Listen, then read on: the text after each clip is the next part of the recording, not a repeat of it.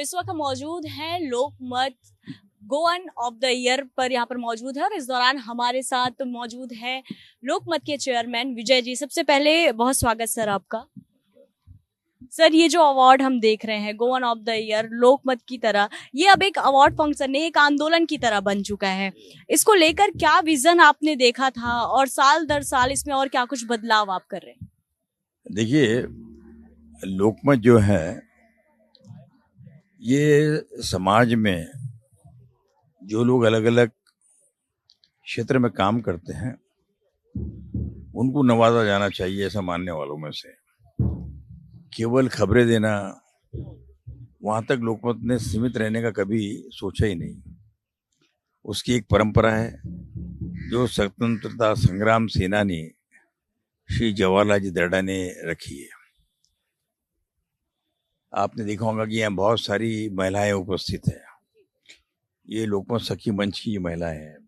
समाज के विविध अंगों को सम्मानित करना, उनके पुरुषार्थ को जागृत करना, ये लोकमत का धर्म रहा है और काम रहा है।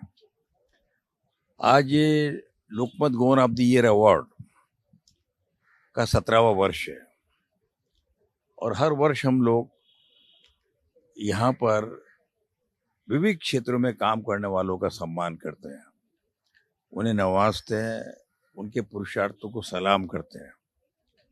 आज के हमारे प्रमुख अतिथि गोवा के लोकप्रिय मुख्यमंत्री माननीय श्री डॉक्टर प्रमोद सावंत जी है और 10 मार्च को Maharashtra of the year award होने वाला है। उसके सम्मानीय मुख्य अतिथि श्री देवेंद्र जी फडणवीस है, जो महाराष्ट्र के मुख्यमंत्री है। जिस प्रकार से हम लोग यहाँ पर सम्मानित करते हैं उसी प्रकार से हम लोग महाराष्ट्र में भी करते हैं। हम लोगों ने ग्राम पंचायत से लगा के तो पार्लियामेंट तक इन सारे पुरस्कार के माध्यम से उन्हें अधिक प्रोत्साहित किया है और हर वक्त इसका साल भर इंतजार करते हैं कि ये कार्यक्रम हो, ये पुरस्कार हो और उसके माध्यम से हम लोगों को, और इसकी बड़ी कंपटीशन होती है।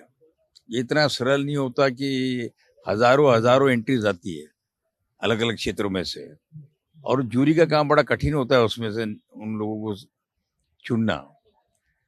तो इसी प्रकार से यहाँ गोवा में भी हो रहा है। कल ही हम लोग कुछ दिन पहले नाइल नदी के किनारे पे गीजा पैलेस में इजिप्ट में एक वन वर्ल्ड ये थीम के अंतर्गत हम लोगों ने करीब हिंदुस्तान से, भारत से 150 लोग वहां पर आए थे। उन लोगों में से कुछ लोगों को हम लोगों ने वहां पर सम्मानित किया। 2 देशों को नजदीक लाने की एक प्रक्रिया थी हमारी, और ये प्रक्रिया हमारी सतत शुरू रहती है। आपने देखा होगा कि सिंगापुर के अंदर हम लोगों ने लोकमत इकोनॉमिक कन्वेंशन किया था। लंदन के अंदर हाल ही के अंदर कुछ दिन पहले हम लोगों ने लोकमत इकोनॉमिक कन्वेंशन वहाँ पर किया था।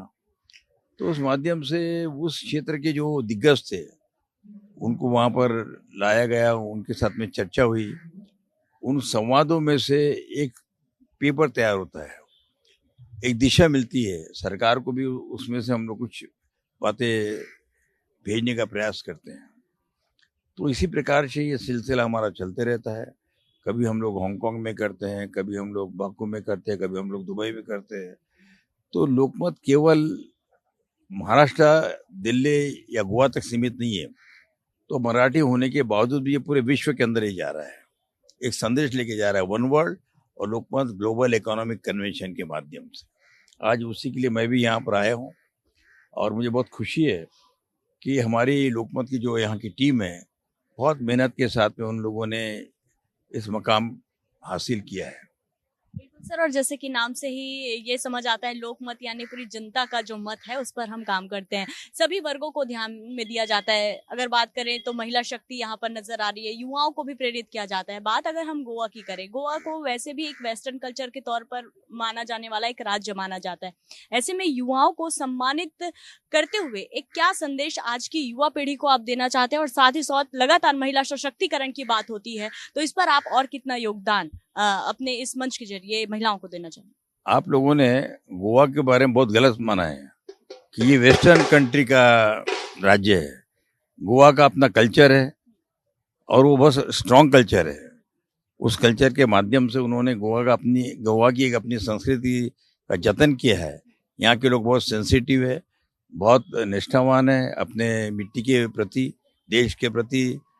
और इतना ही नहीं, क्योंकि मुझे जब मैं पार्लियामेंट में 18 साल था तो गोवा के भी हमारे कई मित्र उस पार्लियामेंट में थे। तब मैं देखता था, उनसे चर्चा करता था, तब मुझे उस बात की जानकारी मिलती थी कि इनका कल्चर कितना रिच है। मैं गोवा में 18 साल तो लोकमत को हो रहा है, मगर इसके माध्यम से, इसके पहले मैं आते रहा और बाद में भी मैं आते रहूँगा, तो यहाँ का कल्चर बहुत स्ट्रांग और रहा है। युवा शक्ति को जगाने की जरूरत है, क्योंकि कल का और आज का भविष्य युवा है हमारा।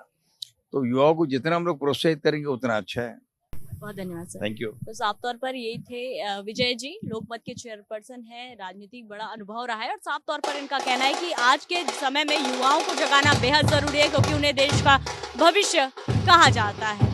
कैमरामैन ऋत्विक चारी के साथ पूजा शर्मा, राष्ट्र टीवी।